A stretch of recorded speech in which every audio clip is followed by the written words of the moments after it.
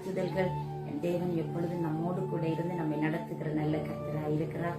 நிச்சயமாகவே இதனுடைய வசனம் உங்களோடும் என்னோடும் அதை எடைப்பட்டு நம்மை தைரியப்படுத்தி நம்மை எப்பொழுதுமே அதை உற்சாகப்படுத்துகிறதா இருக்கிறது.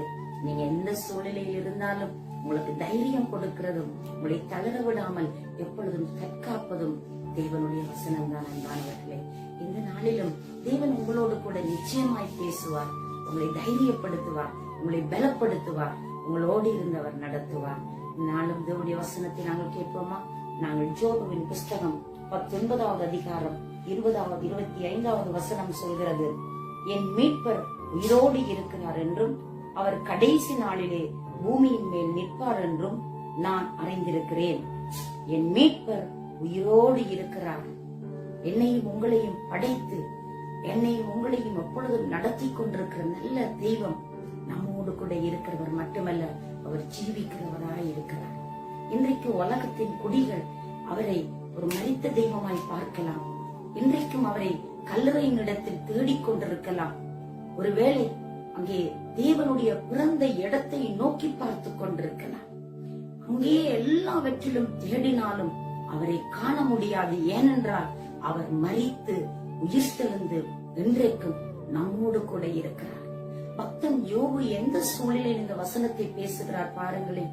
அவருடைய வாழ்க்கை ஒரு பொல்லாத கடினமான சூழ்நிலை, ஒரு கஷ்டம் நிறைந்த சூழ்நிலை, வாழ்க்கையில் எல்லாவற்றையும் இழந்து போன சூழ்நிலை. நிம்மதி இல்லை, சமாதானம் இல்லை, சந்தோஷம் இல்லை. அதை விட சரீரத்தில் ஒரே கொடிய வேதனையும் வியாதியும் பெருகி போயிருக்கிறது. எந்த பக்கம் பார்த்தாலும் அவருடைய வாழ்க்கையில் ஒரே சோகமும் சோர்வுகளும் தான். பக்தன் இப்படியாக சொல்லுகிறான், நான் 4 புறத்திலும் நெருக்கப்படுகிறேன், நான் 4 புறத்திலும் ஒரு ஒடுக்குதல் போன்று என் வாழ்க்கையிலே சூழ்நிலைகள் சம்பவிக்கிறது. ஆனாலும் என் மீட்பர் உயிரோடு இருக்கிறார். என்னை தப்புவிக்க கூடியவர், என்னை எப்பொழுதும் நடத்தக்கூடியவர், என்னோடு எப்பவுமே இருக்கக்கூடியவர், என்னை எப்பொழுதும் நினைத்துக் கொண்டிருக்கிறார், என்னை மீட்டு தப்புவிக்கிறார் என் தெய்வம், அவர் உயிரோடு இருக்கிறார் என்று சொல்லுகிறார். அன்பானவர்களே, ஒரு நிம்மதியான வாழ்க்கை வாழ்ந்து சுகமான வாழ்க்கை வாழ்ந்து கொண்டு என் மீட்பர் இருப்பார் என்று சொல்வது அது மிகவும் லேசான ஒரு விடயம். ஆனால் கடினமான சூழ்நிலையில் கஷ்டமான பாதைகளுக்குள் நடந்து கொண்டு வெறுப்புகள், ஏமாற்றம், தோல்வி, தள்ளிவிடுதல், அகற்றப்படுதல், இப்படி பலவிதமான அனுபவங்களுக்குள் அவன் சிக்கி தவிக்கிற பொழுதும் அவர் சொல்லுகிறார், என் மீட்பர் உயிரோடு இருக்கிறார். அவர் எனக்கு முன்பதாக நிற்க என்னுடைய கண்கள் காணும், என் அந்நிய கண்கள் இல்ல, என் சொந்த கண்களே காணும் என்று சொல்லி தைரியமாய் சொல்லுகிறார். தன்னுடைய வார்த்தையினால் என் தேவனை ஒரு மறுதளிக்கவே இல்லை, துக்கப்படுத்தவே இல்லை.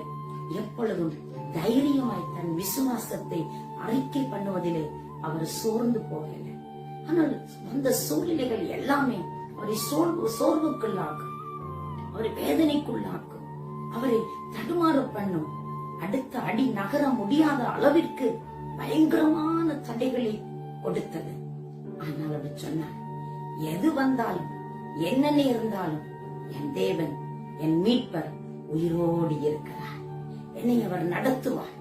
அந்நிய கண்களில் என்னுடைய சொந்த கண்களில் அவர் செய்கிற கிரியைகளை பார்க்க போகிறது. இந்த நாள் நான் நிக்கிற இந்த நேரம் எனக்கு ஒருவேளை இது பிரச்சனையா இருக்கலாம், ஒரு துன்பமாய் இருக்கலாம், ஒரு என்னுடைய வாழ்க்கையிலே நான் எதிர்பாராத காரியங்களாய் இருக்கலாம். என்ன நடந்தது தெரியுமா?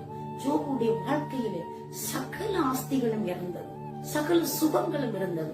ஒரு சீமானை போன்று செழிப்பாய் வாழ்ந்த ஒரு மனிதன் அடிக்கு மேல் அடி விழுந்தது போல வாழ்வில் ஒவ்வொன்றாய் இழக்க ஆரம்பித்தார். பொருள், இன்னுமாக ஆஸ்திகள், அந்தஸ்துக்கள், அது மட்டுமன்றி அவருடைய பிள்ளைகள் எல்லாம் மரித்து போய்விட்டார்கள். எல்லாத்தையும் இழந்து போன ஒருவனுக்கு பின் ஒருவன் வந்து ஓடி ஓடி வந்து சொல்லிக் கொண்டிருக்கிறார்கள், இவைகள் மரித்து போனது, இவைகள் எல்லாம் செத்து போய்விட்டது, இவைகள் எல்லாம் இழந்து போனது, உடைய வாழ்க்கையில் எல்லாமே அழிக்கப்பட்டு போன என்று சொல்லி அந்த தகவலை அவர் கேட்ட பொழுதும் அவர் சொல்லுகிறார், என் மீட்பர் உயிரோடு இருக்கிறார். என் வாழ்விலே இருந்தது இருக்கிறது எல்லாம் ஒரு நாளைக்கு என்னை விட்டு போனாலும் என்னை உண்டாக்கினவர், என்னை உருவாக்கினவர், என்னை படைத்த கடவுள் என்னோடு இருக்கிறார். அந்த மீட்பர் உயிரோடு இருக்கிறார்.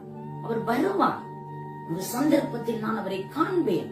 அவரை என்னால் பார்க்க முடியும் என்று பக்தனுக்கு அவ்வளவு நம்பிக்கை. பாருங்கள், இந்த பக்தனுடைய வாழ்க்கையிலே தான் தேவன் மகிமையானவைகளை செய்தார். தேவன் குறித்ததை நிறைவேற்றினார். உடைய வாழ்வை குறித்து படைத்த கடவுளுக்கு ஒரு நோக்கம் இருந்தது.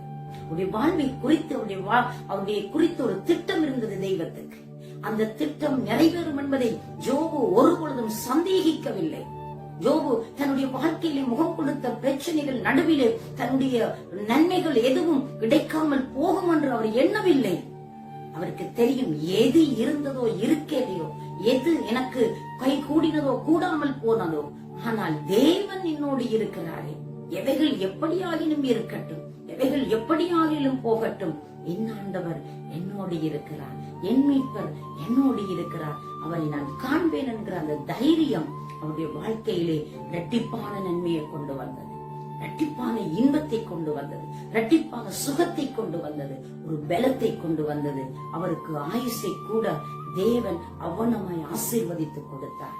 அன்பான கடவுளுடைய பிள்ளைகளே, இன்றைக்கு நீங்கள் எந்த சூழ்நிலையில் நிமித்தம் பயங்கரமாய் சோர்ந்து போயிருக்கிறீங்க, எதை பார்த்து மனம் உடைஞ்சு போயிருக்கிறீங்க, எதனால நீங்க தளர்வுற்று போயிருக்கிறீங்க, வாழ்க்கையில எதுவுமே நடக்கல, இவைகள் எல்லாம் ஏன் ஒன்றுக்கு பின் ஒன்றாய் என்னுடைய வாழ்க்கையில நடந்து கொண்டிருக்கிறது, ஏன் இந்த சோகங்கள் என்னை சூழ்ந்து கொள்கிறது, ஏன் என்னுடைய வாழ்க்கையிலே இழப்புகளும் ஏமாற்றங்களும் தோல்விகளும் இன்று வரை என்னை தொடர்ந்து பிடித்துக் கொண்டிருக்கிறது, நான் என்ன செய்தேன், நான் பாவம் செய்தேனா, என்னுடைய வாழ்க்கையில் இவைகள் ஏன் நான் சம்பவிக்க வேண்டும் என்று சொல்லி நீங்கள் கேள்வி கேட்டுக் கொண்டிருக்கிற ஒருவராய் இருக்கலாம்.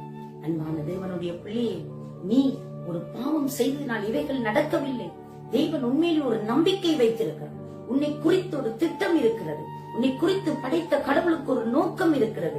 அவர் ஏற்ற வேளையிலே உங்களுடைய வாழ்விலே அவர் கிரியை செய்ய ஆரம்பிப்பார். அவர் கிரியை செய்கிற பொழுது எதையெல்லாம் இழந்தீர்களோ அவையெல்லாம் அவர் திருப்பி கொடுப்பார். எதையெல்லாம் நீங்கள் பெற்றுக்கொள்ள என்று நினைத்து வேதனைப்பட்டுக் கொண்டிருக்கிறீங்களோ அவைகளினால் உங்களை கலிகூற பண்ணுவார். உங்களுடைய வாழ்க்கையிலே தோல்விக்கு மேல தோல்வி, ஏமாற்றத்திற்கு மேல் ஏமாற்றம், ஒன்றும் இல்லாமைக்கு மேல அப்படியே படிப்படியாய் வாழ்வின் எல்லாவற்றையும் நான் இழந்து கொண்டிருக்கிறேன் என்று சொல்றீங்களா? கவலைப்படாதிருங்கள். உங்களை படைத்த ஆண்டவர், உங்களை நேசித்த ஆண்டவர், உங்களை மீட்டுக் கொண்ட அந்த மீட்பர் உயிரோடு இருக்கிறார். உன் மீட்பர் உயிரோடு இருக்கிறார். உன்னை தப்புவிப்பார், உன்னை தாங்குவார், உன்னை ஏந்துவார், உங்களை சுமப்பார். அன்பானவர்களே, வாழ்வின் பலதரப்பட்ட கட்டங்களிலே பலதரப்பட்டதான உடைவுகள் வரத்தான் செய்யும். ஆனால் அவைகளிலும் தேவனுடைய ஆறுதலும் சமாதானமும் விடுதலையும் அவருடைய காயம் கட்டுதலும் மகிமை உள்ளதாய் விளங்கும். நீங்கள் ஒரு கனமான பாத்திரமாய் இருக்க வேண்டுமானால் உங்களோட வாழ்க்கையிலே பலவிதமான அனுபவங்களுக்கூடாக நீங்கள் கடந்து செல்ல வேண்டும்.